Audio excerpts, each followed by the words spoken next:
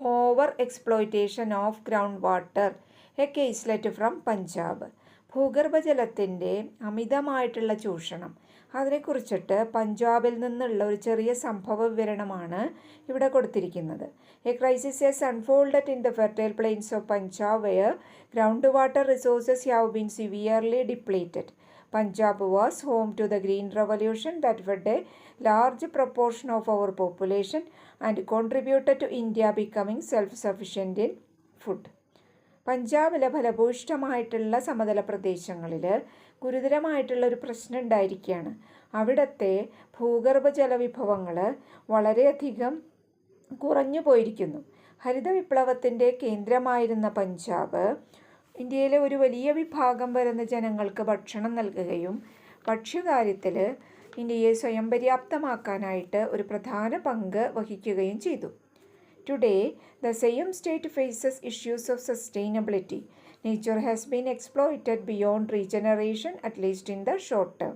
Hour this concern is not particular to Punjab, it affects many other States.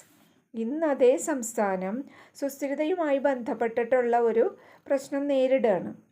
അതായത് പ്രകൃതി വിഭവങ്ങൾ ഭാവിയിലേക്ക് കൂടി ലഭ്യമാകുന്ന രീതിയിൽ സംരക്ഷിച്ച് ഉപയോഗിക്കാനായിട്ട് കഴിയാതെ പോയിരിക്കുകയാണ് അവിടെ. പ്രകൃതി വിഭവങ്ങൾ സ്വയം വീണ്ടും പുനഃസ്ഥാപിക്കുന്നതിനേക്കാൾ വേഗത്തിൽ അവ എടുത്ത് ഉപയോഗിച്ചിരിക്കുകയാണ്. അപ്പോൾ ഈ ഒരു പ്രശ്നം പഞ്ചാബിൽ മാത്രമല്ല മറ്റ് പല സംസ്ഥാനങ്ങളെയും ഇത് ബാധിച്ചിരിക്കുകയാണ്. In the 1960s, farmers shifted to high-yielding varieties of wheat and paddy. These required more water than the traditional seeds, and farmers began to extract groundwater to meet this need. In addition, the supply of free power led to the overpumping of groundwater, a situation still prevalent in much of India today. Modern farming techniques also required the use of chemical pesticides and fertilizers. അപ്പോൾ ഭൂഗർഭജലം ഇത്രമാത്രം അവിടെ കുറഞ്ഞു പോകാൻ എന്താണ് കാരണം? അതിനെക്കുറിച്ചിട്ടാണ് ഇനി പറയുന്നത്. 1960കളിൽ കർഷകർ കൂടുതൽ വിളവ് ലഭിക്കുന്ന നെല്ലിൻ്റെയും ഗോതമ്പിൻ്റെയും വിത്തുകൾ കൃഷി ചെയ്യാൻ തുടങ്ങി. ഇവയ്ക്ക് പരമ്പരാഗത രീതിയിലുള്ള വിത്തുകളേക്കാൾ വളരെയധികം വെള്ളം ആവശ്യമാണ്. അപ്പോൾ കർഷകർ എന്ത് ചെയ്തു? കർഷകരെ കൂടുതൽ ഭൂഗർഭജലം എടുത്ത് ഉപയോഗിക്കാൻ തുടങ്ങി അവരുടെ ആവശ്യങ്ങൾക്ക് വേണ്ടിയിട്ട്. അതുകൂടാതെ സൗജന്യ വൈദ്യുതി ലഭിച്ചതിനെ തുടർന്ന് ഭൂഗർഭജലം കൂടുതൽ പമ്പ് ചെയ്യാനും തുടങ്ങി. ആധുനിക രീതിയിലുള്ള കൃഷിരീതികൾക്ക് എന്താവശ്യമാണ്? രാസവളങ്ങളും കീടനാശിനികളും ഉപയോഗിക്കേണ്ടത് ആവശ്യമാണ്. The combined effect of these factors is that the groundwater level in a large part of Punjab has become inaccessible till depths of about 30 meters, and the chemicals from the pesticides and fertilizers have dissolved in the groundwater, causing health hazards.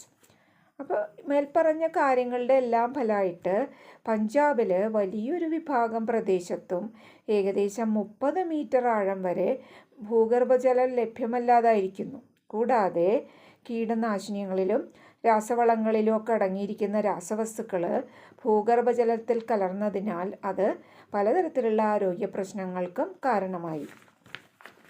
Almost 80% of the area of Punjab has been classified as over-exploited. In other words, we have drawn water at a rate much greater than at which restoration and rejuvenation of groundwater is possible. അപ്പോൾ പഞ്ചാബിൻ്റെ 80% പ്രദേശങ്ങളും അമിതമായിട്ട് ചൂഷണം ചെയ്യപ്പെട്ടതായിട്ടാണ് കണക്കാക്കിയിരിക്കുന്നത്. അതായത് ground വാട്ടറിൻ്റെ കാര്യത്തിൽ.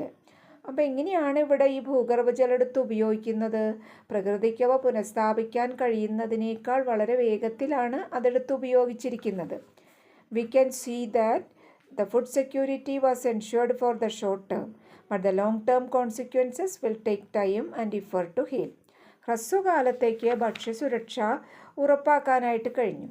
എന്നാൽ ദീർഘകാലത്തേക്ക് വരുന്ന ദോഷങ്ങൾ പരിഹരിക്കാനായിട്ട് ഒരുപാട് സമയവും പരിശ്രമവും ആവശ്യമാണ്.